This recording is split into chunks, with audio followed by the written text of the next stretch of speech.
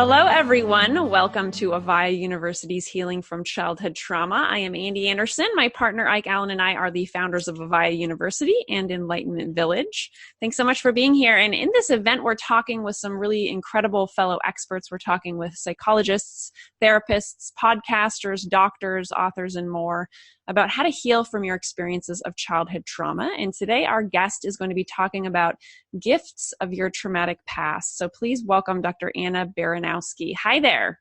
Hi, Andy. I'm so glad to be here with you today. I'm so glad to have you here. I'm so excited to dive into this topic and your work. And I want to share a little bit about what you're up to in the world and all the work that you do first, and then we'll dive in. So Anna is a Canadian clinical psychologist and the founder and CEO of the Traumatology Institute. She works with trauma survivors and those with post-traumatic stress disorder on post-traumatic growth and recovery. She also provides training for organizations and professionals who help trauma survivors and is the author of the bestseller called Trauma Practice: Tools for Stabilization and Recovery, as well as What is PTSD? 3 Steps to Healing Trauma, which was a 2013 International Book Award finalist. So, given all of that, I would love it if you would just get us started by sharing a little bit about how did you get into the work that you do today, Anna? You know, that is actually a great question. The real truth of the matter, and I think this is why the title of what we're talking about today, Gifts of Your Traumatic Past, is so important, is that my exposure to trauma started a long time before I actually helped anybody on the scene of a crash or, a bank robbery site, or in my office when, somebody's coming in after being exposed to something terrible on their own. The reality is that, my own family of origin had experienced massive trauma. And, that laid kind of the underpinning of me being very interested in, what happens when somebody's traumatized. I mean, I remember my, sweet dad, suffering a lot when I was growing up. And we used to go for these walks, and, he would, finally, after many years of me saying, Dad, what happened to you? What really happened? Started to open up and tell me about, these terrible things that had happened to him and his family. And, my mom had also experienced some awful things when she was growing up. And, it shapes a child to grow up in an environment like that, where, specifically where you are in a situation and you can see the suffering of those around you, particularly, when you love those people and you care for them and you see their pain and suffering. And it really built inside of me this deep, deep resonance with what happens with trauma survivors, but also a longing to understand what would make a difference, what would help. Because, when I was growing up, trauma work and therapy, this really wasn't something that was happening to any large degree. People weren't talking about it much.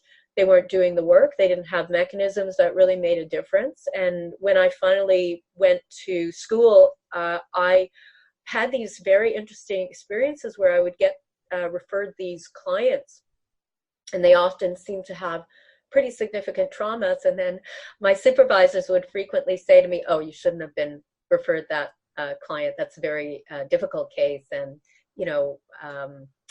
but, carry on because you seem to be doing okay, right? And it really made me very aware that I had to spend some time and understand, what was this? What happened to people when they'd experienced trauma? How deep did it go? And what was the impact going forward?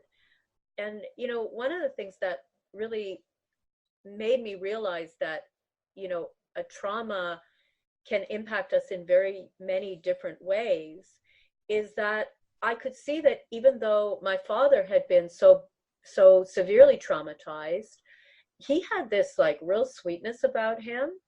And I realized that, he'd grown up in a family until he was 12 years old. He was with his family who were very, very loving, and that laid an infrastructure for him that even though the most horrendous things happened to him from the age of 12 onwards, for many years during his teen years.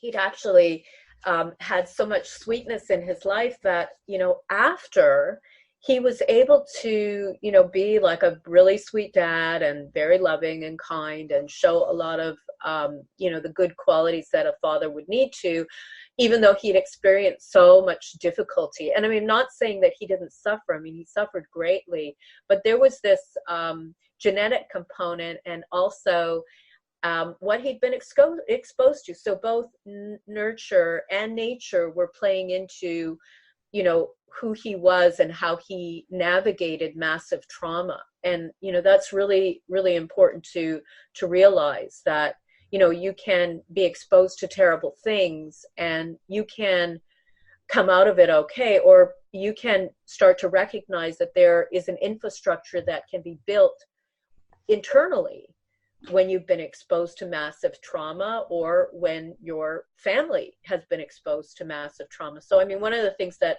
I noticed, for myself, growing up in a family where there was massive trauma, was that my parents wanted to teach me to be safe.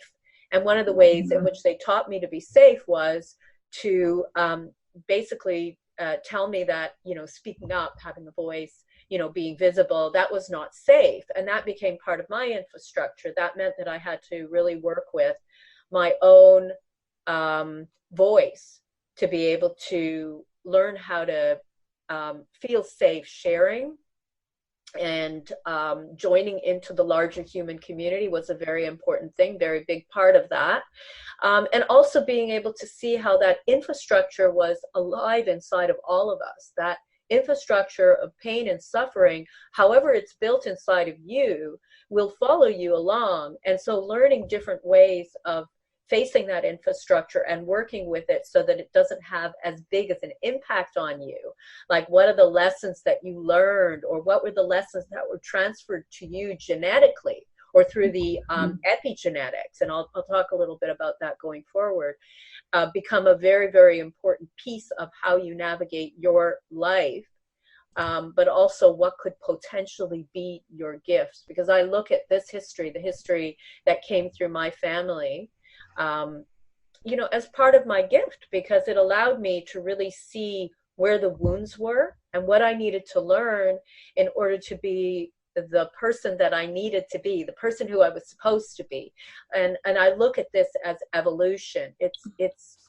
When we take the opportunity to become who we're really meant to be, we often have to face our historical past. What we learned through our families, what came through epigenetics, and who we are today, the places where the wounds are still alive. Awesome. Thank you for sharing that. And it's so interesting, right? You came out of a family that your parents both had traumatic events. So, right, the safety thing, that really rings true to me, right? That you were taught in certain ways to be safe, and then that affected and influenced your journey. And I love how you've evolved since then, in having your voice and all the work that you're doing in the world because of that. So I love that. So could you give a little brief overview of what epigenetics is for people who don't know? So this is such an interesting area, and it's a fairly new area of research. So one of the things, you could hear my dog, he's whining in the background. He just made a big, it's actually just fallen asleep. Mine is over here too. She's also asleep. Epigenetics is an emerging area of scientific research that shows how environmental influences, children's experiences, let's say, actually affect the expression of genes. And this means that, there was an idea that genes, like, they're set in stone, but, the reality is that is actually now disproven, and we really know that it's nature, this idea of nature versus nurture, it's not really the case any longer. We have to actually always look at both, because, for example, what I said before about what happened with my dad, he grew up in a really supportive family, very creative, very spiritual, very warm. And then he was exposed to, like, the most horrific trauma you could imagine. And he was able to take both what he had experienced, the nourishment, as well as what he'd been exposed to, the trauma, and both of those things played into shaping who he was going forward, because he did develop PTSD, and that doesn't surprise me because, you know, his trauma was very enormous. And then as a child, I think I benefited from the love and the warmth that he had experienced. That's epigenetics, because it's like that past, the warmth and the kindness, the sense of like sharing a warm emotional space was part of that upbringing. But I was also very, very aware of his version of the world, which was, this world is a very dangerous place, and these are the things you need to do to stay safe. Mm-hmm. So, you know, that's really epigenetics pouring into who I am. And then, you know, learning about all of those things can be very helpful for, you know, for any of you, you know, the viewers today, to recognize that, you know, it could be, you know, both the beautiful things that come from the generations that came before, as well as the difficult things that are shared, as well as the positive things. So, for example, if you had, let's say, a grandmother who was born into a very troubled family, but was adopted by a very kind and supportive family, you may benefit from her genes. Mm-hmm.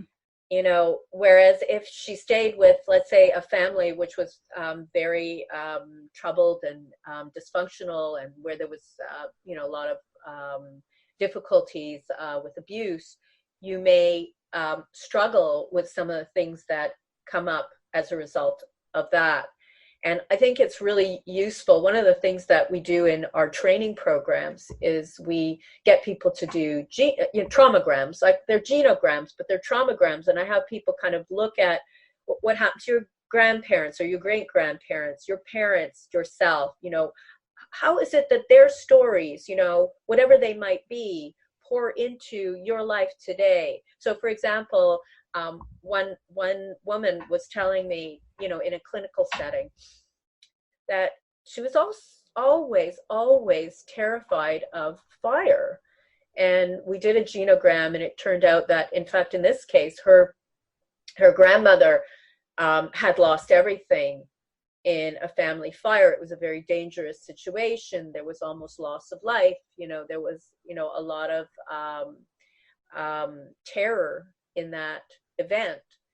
And, you know, she had never really put the pieces together. But one of the homework assignments that I had given her in our clinical work was, you know, to go and start to collect, you know, the history, you know, what's happened to you in your life, what's happened to your parents, your aunts and uncles, your cousins, your grandparents, and kind of really looking at your life through that lens can be incredibly helpful, because all of a sudden you can start to understand what might pour into the present.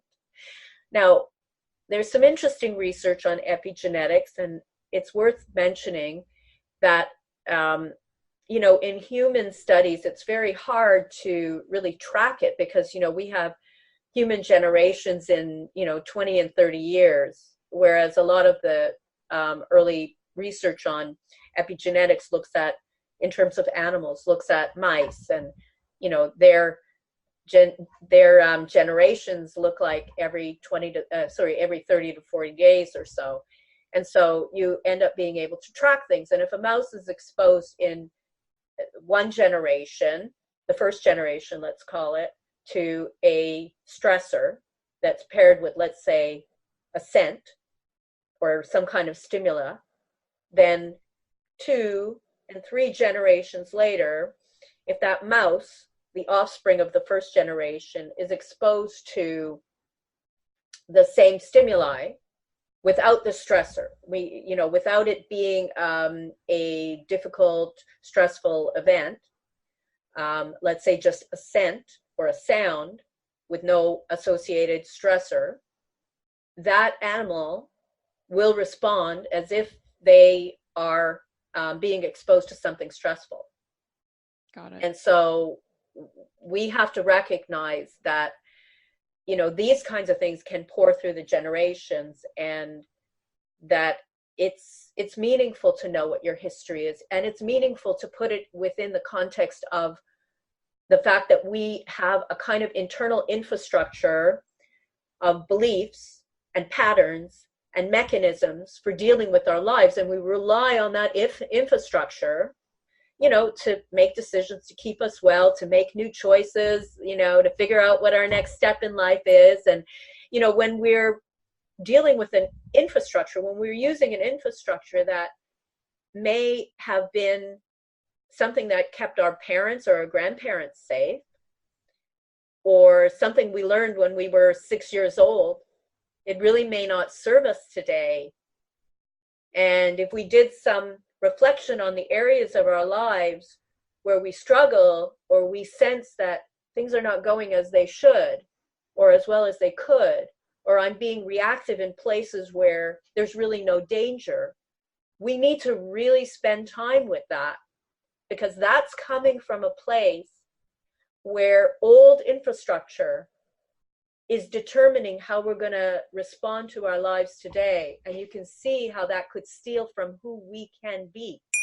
Hi there, this is Ike Allen, founder of Avaya. I wanted to take a moment and pause the masterclass to remind you that you can experience many more teachers in the free masterclass at avaya.com/healing. That's AVAIYA.com/healing. If you're not currently subscribed for the masterclass, please do so now so you can experience all the available classes in this exciting series. And now, back to the masterclass. Yes. I'm glad you mentioned that, because I know a lot of people who have dealt with traumas as children can be very reactive and get, reactive to even the littlest of things. So do you have suggestions on how to not do that, or how do we work with our responses and reactions to things? Yeah, great. Yeah, that's a great question. Well, first of all, let's understand that, I mean, you're bringing up even a different element, which is somebody's been exposed to their own trauma, not necessarily the things that came from previous generations, but right. I would say that it's not only what comes from your own history, but also what comes from previous generations. Like, I think these things combine to make our vulnerability greater. And, you know, the reality is we've all come from,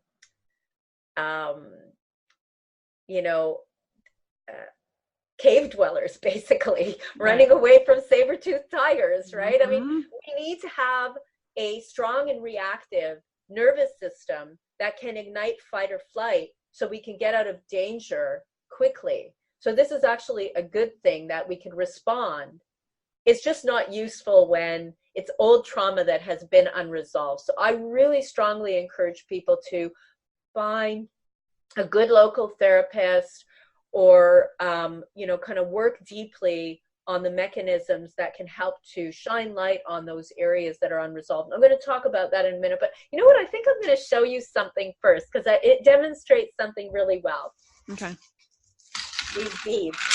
I love these beads. They were brought to my office by somebody who had visited their family in Africa, and I just love these beads. But the really interesting thing about these is they very well represent what might happen if we're exposed to a traumatic event from the past. So if you look at all the beads here, and you just contemplate that every bead could be a trauma, because many of us have been exposed to many, many things in the course of our life, correct? I mean, it's not just one thing. Oh, yeah.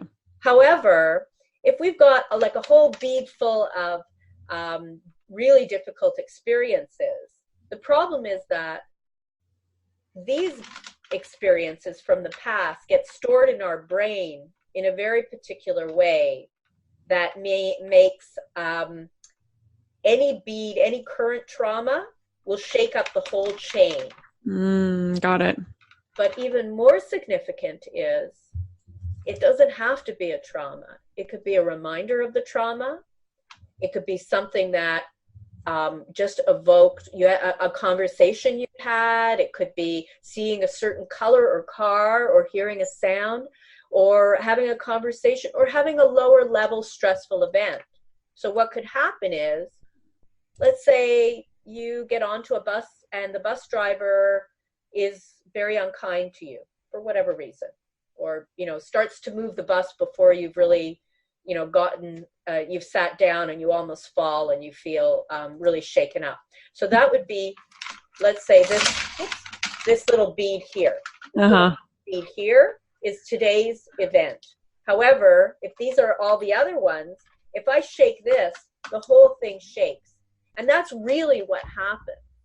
Got it. A current event. So what ends up happening is, if all these other beads are linked in our minds, in our brains, right, in our memory. So there's two brain areas to think of. The hippocampus, which really is about memory storage, and the amygdala, which is all about emotional power and content. So the amygdala and the hippocampus they're very close together in the brain. And what happens is, if I have a memory, it will be stored with the emotional content. And if something within inside of me evokes that emotion, everything on the chain gets ignited, and all the memories that really cause the most distress for us can get very active. Mm-hmm. Now we got problems. Right. Because it's not just about this moment in time with the bus driver. It's now about everything that came before. And now I have a really big problem because I'm seriously ignited, and all that's happened is a low-level event, an event that really, in the greater scheme of things, would not normally have caused so much trouble for us. Right. So what that means is that it becomes very crucial. It actually becomes crucial for us to do our deeper trauma work, to identify what are the historical wounds Mm-hmm. that are unresolved. And I like working with a target list of memories, and really just creating them as a, keeping guardrails in place. So it's like maybe 7 to 10 words to identify a real thing that has happened, and then a timeline, and a context. When did that thing happen? Where did that thing happen? You don't have to be absolutely precise with the timeline. Sometimes you could just say, 10 years ago in the summer, or, in my backyard of the family home. Mm-hmm. 7 to 10 words are important because we want them to be as precise as possible, so that what we're doing is we're really laying out what has occurred. We're being precise so we can capture it. Mm-hmm. If we have like 5 or 10 or 15 or 25 or 35, because some people have quite a few unresolved moments in life, we then rate them all, and then we identify the themes that go along with them, because we can work on resolving specific memories. And I'll talk for a moment about different strategies to do that. Mm-hmm. But sometimes, even once we have resolved the specific memories, we can be in trouble because we're left with certain themes. So certain themes could be things like, I'm unlovable. Got it. Life is unfair. I'll always be alone. Always be poor. Things like that. That, like, belief systems that we now are carrying with us that are really driving how we see ourselves in the world. Mm-hmm. So it can be very problematic, right? Yes, absolutely. Yeah, and we want to really be able to be aware of how that could impact us. Got it. So one of the things to be aware of is that, with these awarenesses, there are really, really strategic things that we can do. And I use a triphasic model. What does that mean? Triphasic model. I always use a triphasic model, and that's what both of my books were based on. Mm-hmm. The trauma practice, as well as What is PTSD. What is PTSD was written for the public. because it was really about making sure that, you know, we had ways of looking at the impact on ourselves, and understanding that we always need to start with, you know, stabilizing, harnessing calm. And for people who are interested, you know, I'm talking about What is PTSD, the book, but I'm also talking about the Triphasic online program, the trauma recovery program, which is at whatisptsd.com. We start with stabilization or harnessing calm. We start with things like breathing and meditating, progressive muscle relaxation. I do an exercise called Shake to Release, paced breathing. I use exercises like inhaling soft as a feather and exhaling heavy as sand, so that we get a visceral inner experience to focus on, because that takes us to that more grounded place. I use different strategies like hand over heart space, which is a really, really lovely exercise to help people really find a way to be with inside of themselves once they've been triggered by something. You want to be able to lower the volume of stress, because what that does is it helps us to be friendlier with those moments that we've been triggered. And the more often we respond to ourselves from a place of kindness and compassion when we've been triggered, when we've been ignited, the more we send the corrective message. One, in this moment I am safe. And two, I can face this and bear witness to my raw emotions with kindness and calm. That's a game changer, right? So that's a very powerful thing to be able to do. So the next piece in this triphasic model is process the trauma. And I use a number of different exercises. Again, they're in my books, and they're referred to in a lot of the materials that I've written. Things like layering, timed reflection, leaning in with compassion, thematic map and release. These are just various approaches we use for actually processing trauma. And they're powerful approaches because they're not simply talk therapy. See, we process traumas and life experiences in kind of graphical, imaginal ways. So it goes beyond just, I hope you feel better, Ande. Right. Or it has to go deeper than that, and it has to give us a different experience when confronting or sitting with or bearing witness to that which is unresolved, whether it's an actual trauma memory or a theme. You see how I'm splitting them up? Trauma memories. You could really do a lot of work on your trauma memories and still be left with themes. And those themes can continue to undermine how you function in this world today. And that's related to the infrastructure that I was talking about before. Those beliefs and kind of ways of navigating your life, right? Hi, it's Ike again. I wanted to remind you once more that you can experience many more teachers in our free masterclass at avaya.com/healing. That's avaya.com/healing. If you're not currently subscribed for the masterclass, please do so now so you can experience all the available classes in this exciting series. And now, back to the masterclass. Yes. If the underlying theme is I'm unlovable, that is going to infiltrate, in effect, everything you would do in life, in the world of relationships and being worthy and all of that. So I can totally see how that affects everything. Do you have more to say about that? Yeah.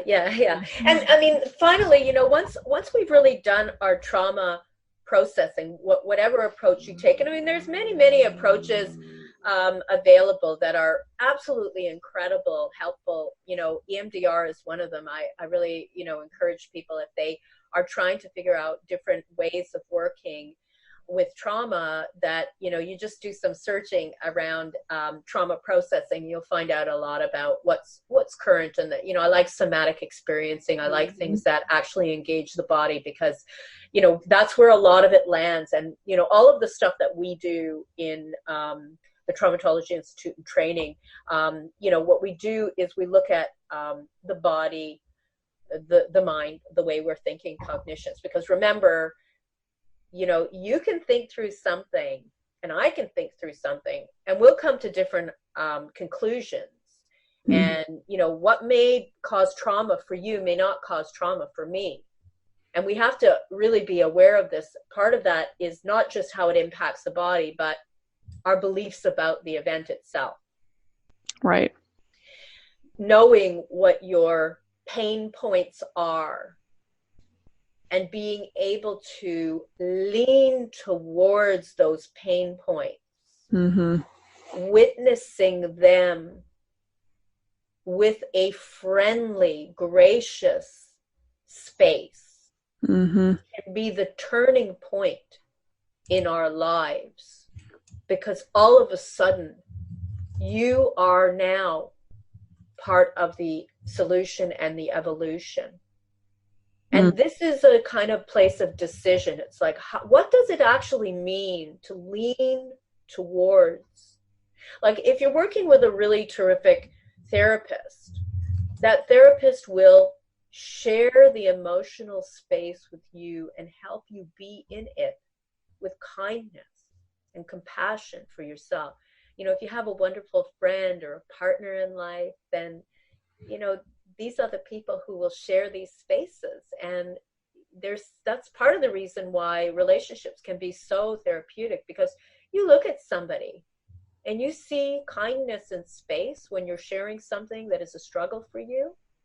When you look at them and you see that kindness and space, no judgment, no need for you to change or stop talking about that thing, it creates a very receptive place for healing.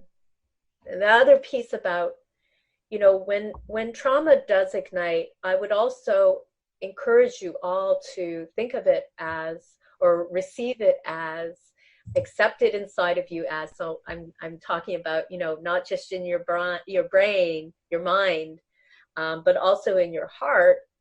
Accept it as a gift, because when something of a lower level happens and it ignites all the injuries, the unresolved places inside of you, now you know where the wound is. Now you know where you can place your focus, your attention, your kindness, and your care. So as troubling as it can be to find ourselves, facing and struggling with moments and memories that reignite earlier traumas, or maybe you've experienced something terrible today, stay connected with that place so that you can actually start to work with the raw emotions, right? Oh, just such good stuff. I really appreciate this. This has been very enlightening, and I really do. I've talked to several people about how we need to bring it back to the body and, the somatics you were talking about, and making sure that we're feeling right, turning towards the pain points, right, leaning in, whatever, it's so important. And often so it just seems like a natural tendency for so many of us to turn away and run when it comes up, Right, for sure. There is always a tendency to recoil from that or to stiffen around it. And then it just becomes like a kernel of poison within inside of ourselves that we're carrying around. And we never give ourselves the opportunity to really sit with that and bear witness and find space. And I mean, one of the exercises that I really like to work with when somebody's feeling like they're kind of stiffening around is an exercise around expanding emotions, where what we do is allow ourselves to really feel the raw emotions that we're carrying inside of us. And everybody has this, something comes up, if you have a moment where something spikes and you go like, I don't want to face that. But you're feeling it. And then you distract yourself and you recoil or you stiffen. And what ends up happening is nothing is resolved. We haven't used that as the gift that it is, which is here is that place of pain that is alive inside of me. Feel it. Feel the stiffening. And then you can even close your eyes and use your imagination and picture that the emotions, instead of being constricted are having breath moving into them and are expanding, let's say, even to the size of the room that we're sitting in right now. And then allow yourself to breathe in and breathe out into the emotions and let them become even bigger so that they spill out into the entire space of the building that you're in, pushing into all of the rooms, into the window space and beyond, spilling out the windows, spilling into the city block you're in, the city that you're in, or beyond if you're in a country setting, and just expanding to their absolute maximum so that they are diffusing into the molecules of the air around us. And just noticing what happens inside of you as you allow yourself to see, and you've got your eyes closed, Ande, so I think you're letting yourself have that experience for a moment as you breathe in and you breathe out, just noticing what the experience is for you. And then very slowly bringing yourself back in, fully landing, breathing in and breathing out. And when you're ready, just bring your awareness back and open your eyes. And I want you to just tell me what you noticed. I think you joined along with that explanation. Yeah, I love doing that. It's, it like, I guess the experience was, whatever I was feeling was kind of tight and constricted. And then in letting it spill out the windows and letting it spill out into the countryside and over to the ocean and all of that, it really, to me, it just kind of dissipated after a while. I felt it much more strongly in the beginning, and then allowing it to expand just made it kind of not as intense. That was my experience of it. Did you notice what the feeling of pressure was before you started that exercise? Like what the pressure felt like? It was kind of in my chest and lower neck, and it was just kind of a dull pressure. Yeah, so that would tell you that, I mean, it's interesting because you're staying with the inner experience rather than going to a story, which is really powerful, because the minute we start going into a story, it whips us up into a frenzy of remember the beads, all the things that are on that chain, right? Everything. Right. So it's like, well, I feel this way because this happened and this happened and this happened. It's like, it creates kind of a really churning, terrible inner experience. So you stayed right with the emotion and with the pressure. And as long as you don't go into your brain and all the stories that happen, you could really work with the raw emotion, which is what you did. And that's, then you really have access to allowing things to dissipate, which is beautiful. Mm-hmm. And the story doesn't have to be the thing that is driving everything in your life. That's not to say that at some point working on a story might not be helpful. It may be very, very beneficial, but you were able to just go with the raw emotion, which is like just fabulous. Right? Well, yeah. Thank you. And I hope everyone watching right now also, you go through that exercise, and even if you rewatch this, you go through it again and see what's there for you and your experience of the exercise. That was beautiful. Thank you. It's really been a delight to speak with you, Ande, and talk about this and share this. Well, right back at you. I really appreciate it and all the work that you're doing in the world. And are there any last insights? I mean, we went through so much, but I'm sure we could talk for hours. Any last insights you want to leave people with before we wrap up?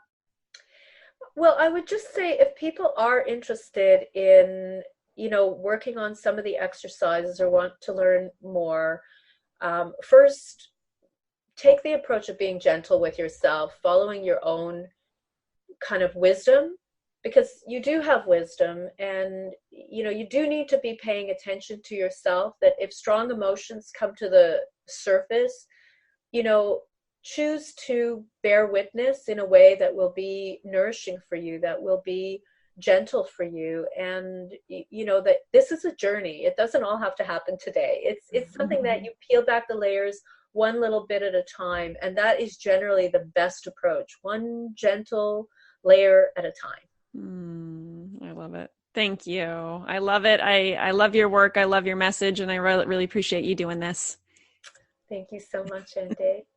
All right, everyone. Thank you so much for tuning into Anna's class, and we'll see you on the next one. Everybody, here is to your journey to healing from childhood trauma.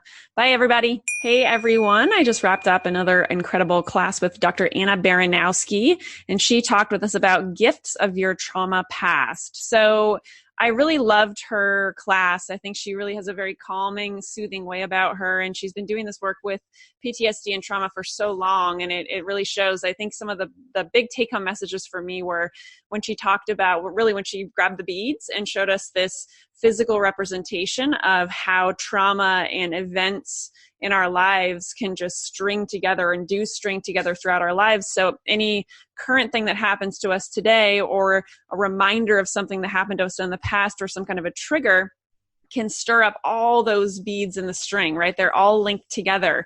And she's like, right, if you shake one, you're shaking them all. So I thought this was like a really cool way to visualize how we can get triggered by something that has nothing to do with potentially what happened in the past, or maybe it does, but it might not have anything to do with it. And it can shake everything up. All these past experiences can shake us up. So she recommended that we take a look at historical wounds that are unresolved. And specifically what she talked about with this was really like putting them out on a timeline and being precise with your language. So using 7 to 10 words to describe whatever that event was. So being really clear and concise and precise about what that was, and then rating them all, and then eventually like finding the themes in all of them.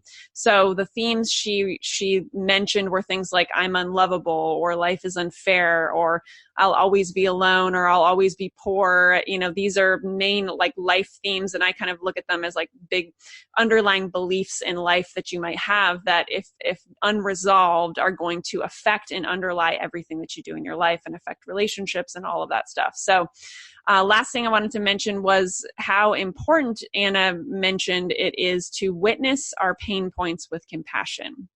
Right, to turn towards those pain points, to lean towards them, because, you know, like the exercise she just took us through, which I thought was so beautiful, is, you know, recognizing whatever the emotion is that you're experiencing, whatever pain or discomfort you're experiencing. And then she walked us through this really beautiful exercise of really allowing yourself to feel it and letting it, you know, pour out and get bigger. And it seems kind of counterintuitive, right? Because so many of us want to run from something uncomfortable that we're feeling or something from the past. But what she recommended, right, was let it get bigger, let it get huge, let it spill out the windows, let it spill out the doors, let it spill out into the area that you're in, into the woods, into the city, whatever. And then my experience of doing that exercise with her was what I was experiencing was just dissipated. It was like having this amazing experience of feeling it and allowing it, looking at it and leaning towards it with compassion, like she said. And then the experience I had was it dissipated. So what was your experience of that? You know, what was your experience of doing that exercise, and how can you start applying that exercise in your life when you're experiencing these different emotions that you might want to run from, but the thing to do is to dive into them and turn towards them. So I hope that you enjoyed this latest class with Anna, and we will see you on the next one. Bye, everybody.